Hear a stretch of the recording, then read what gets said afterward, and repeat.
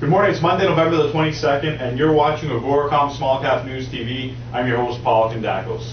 AGORACOM TV is a daily, fast-paced show, bringing you the best press releases along with the halts at the open so you can hopefully profit from them and potentially find your next great small cap investment. Hopefully you all had a great weekend, got a chance to catch a little bit of football and relax. It's Monday, it means it's time to get down to business. I've got 3 press releases for you, 1 out of the Canadian side, 2 out of the US side, and I've got 5 halts to report on the second segment. So without any further ado, let's get down to business. Our lead story and what's on all the headlines this morning. We've got a takeover bid. It's a friendly takeover bid. Potash One Inc. They trade on the TSX under the symbol KCL. They announced today that they've entered into a support agreement pursuant to which K&S will make an offer to acquire all of the issued and outstanding common shares of Potash One at a price of $4.50 per share in cash for a total consideration of approximately $434 million, and that's Canadian dollars. Now, the highlights from this deal include a 31.3% premium over the 10-day weighted average trading price of the shares. Potash One's board of directors unanimously recommends shareholders to tender to the offer, so it's a friendly deal. Looks like the board wants this one to go through. A little bit about the company. They're engaged in the exploration and development of advanced potash properties. Obviously, this has been all over the headlines, consolidation of the potash industry, and this is no exception right here. Company was last at $3.62. That's what they closed on Friday. I believe they opened up in and around the $4.50 range. Their 52-week high was $4.42. Their low was $1.98, and their market cap was approximately $84 million.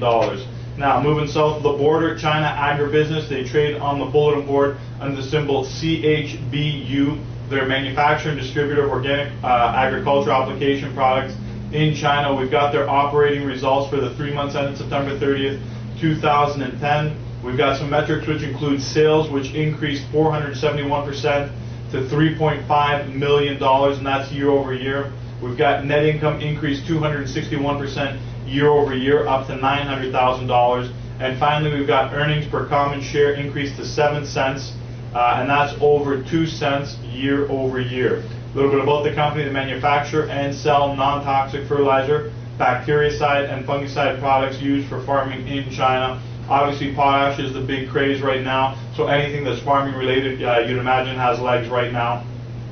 Company is last at $1.02, high of $1.17, low of 27 cents. Market cap of only $13 million. Moving on to our last company, Weikang Biotechnology. They trade on the bulletin board. Excuse me. They trade on the bulletin board on the symbol WKBT. They're a developer, manufacturer, and marketer of traditional Chinese medicine, Western prescription, and over-the-counter pharmaceuticals. Today, they're announcing that they've signed 2 provincial agent contracts and 1 municipal agent contract.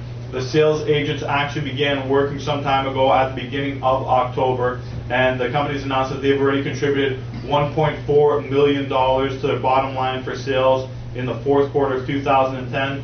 Additionally, going forward, the 2 provincial contracts are expected to add $6 million each to annual sales, and the municipal contract is expected to add $3 million in annual sales, so for a total of $15 million, which is anticipated in sales over the next few months.